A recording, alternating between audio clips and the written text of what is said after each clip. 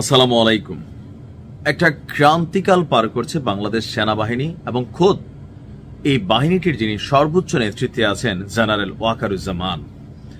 5ই August পরবর্তী সময়ে general ওয়াকারুজ্জামানকে নিয়ে একটা কি বলা হয় যে ধরেন গোষ্ঠীগত সংঘবদ্ধভাবে নানান ধরনের বক্তব্য সামনে আনা হচ্ছে, এমনকি ওনাকে তার পদ থেকে অপসারণের জন্য সর্বোচ্চ চেষ্টা করা হয়েছে, কিন্তু সামহাও তিনি টিকে আছেন। থাকে না যে রাখে আল্লাহ মালিকে, ওনারা কিন্তু অনেক কাহিনী করা ট্রাই করা হয়েছে, but somehow doctor Mohammad Yunus তিনি জেনারেল ওয়াকারুজ্জামানের উপর আস্থা রাখছেন এবং কি জেনারেল ওয়াকারুজ্জামানের সার্বিক বা বর্তমান যে পরিস্থিতি আপনি সবকিছু দেখলেই বুঝবেন খুবই ঠান্ডা মাথায় তিনি পরিস্থিতিগুলোকে ডিল করছেন।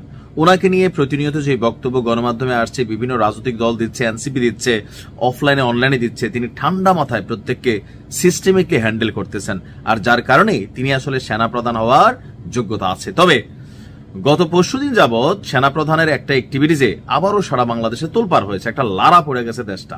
কোনটা? আওয়ামী লীগ এক ধরনের বক্তব্য দিচ্ছে, সরকার এক ধরনের বক্তব্য দিচ্ছে, যারা জেনারেল ওয়াকারের হেটার্স তারা একরকম লিখতেছেন, যারা ওনার পছন্দের তারা আর একরকম লিখতেছেন। মূল ঘটনাটা হচ্ছে পাকিস্তানের জয়েন্ট চিফস অফ স্টাফ, এটার যিনি চেয়ারম্যান আছেন তিনি এই মুহূর্তে কোথায় আছেন? বাংলাদেশে। তো এই লোক যখন বাংলাদেশে আসছেন বোঝাই যায় যে তিনি কত বড় পোস্টে আছেন। জাইসা ডক্টর মোহাম্মদ ইউনূস তার সাথে খুদ দেখা করেন যমুনাতে, আর সেনাপ্রধান হিসাবে ওনার সাথে দেখা করবেন না। অনেকেই ভাবতেছিল যে জেনারেল ওয়াকারুজ্জামানের সাথে তিনি দেখা করবেন না, অথবা জেনারেল ওয়াকারুজ্জামান তাকে সাক্ষাৎকার দিবেন না, অথবা এখানে ভিন্নতা কিছু ঘটবে, কিন্তু আসলে তেমন কোনো কিছুই ঘটে নাই। আমাদের সেনাপ্রধান যিনি আছেন ওনার সাথে আপনার পাকিস্তানের এই ঊর্ধ্বতন কর্মকর্তা যিনি আছেন জেনারেল শাহির শামদাদ মির্জা, তার সাথে একটা বৈঠক হয়েছে। তো বৈঠকে কি কি হয়েছে আমরা দেখি। গত মঙ্গলবারে সেনা সদরে এই বৈঠকটি অনুষ্ঠিত হয়।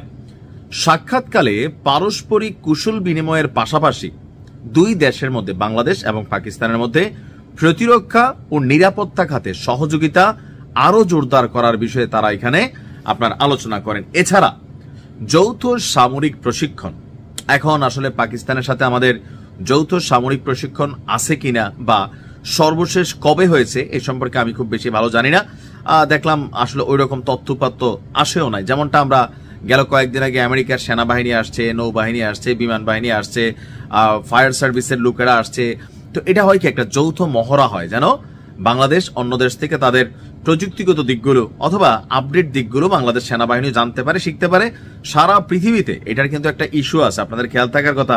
5ই আগস্টের পর ভারতের যিনি সেনাপ্রধান আছেন তিনি একবার একটা বক্তব্য দিয়েছিলেন যে বাংলাদেশের আর্মির সাথে স্বাভাবিক সম্পর্ক আছে এবং কি অ্যাজ এ ডিফেন্সিভ বাহিনী হিসেবে প্রত্যেক দেশের মধ্যে যেই কোবন্ডিংটা থাকে সেটা আছে। এখন পাকিস্তানের সাথে আমাদের কতটুকু আছে আমি জানি না।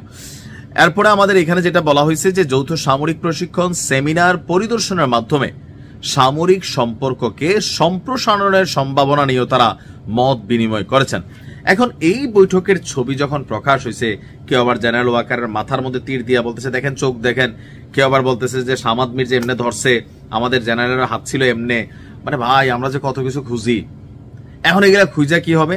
তবে দুর্ভাগ্যজনক হচ্ছে জেনারেল ওয়াকারুজ্জামানের আসলে সামনের সময়টা কেমন যাবে এটা নিয়ে আমার কাছে মাঝে মাঝে একটু শঙ্কা তৈরি হয় যে তিনি ক্ষমতা ছাড়ার পরে বিএনপির সাথে ওনার একটা এই মুহূর্তে একটা পজিটিভ আন্ডারস্ট্যান্ডিং আছে, কারণ জনাব তারেক রহমান তিনি কিন্তু সেনাবাহিনীর পক্ষে ওনার অবস্থান কিন্তু বারবার প্রকাশ করেছেন। তবে জামাত একটা ডিফারেন্ট পয়েন্টে আছে, বিশেষ করে অনেকের বিরুদ্ধে যাদের বিচার হচ্ছে। এরপরে হচ্ছে ধরেন এনসিপি তো টোটালি একটা উল্টা পথে হাঁটতেছে সেনা প্রধানকে নিয়ে সহ বিভিন্ন সময় তাদের বক্তব্য। সরকারের ভেতর অনেকে ওনার সমালোচনা করেন। আওয়ামী লীগ তো ভাই বৈশে রয়েছে, পুরা ঘটনার মাস্টার মাইন্ড হিসাবে জেনারেল ওয়াকারুজ্জামানকে কানেক্ট করে ফেলছেন।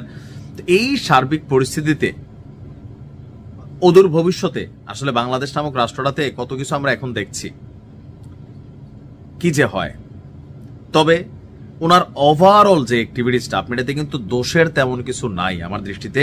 একজন সেনাপ্রধান হিসাবে রাষ্ট্রের কথা, জনগণের কথা, দেশের কথা প্রায়োরিটিতে থাকা উচিত ছিল।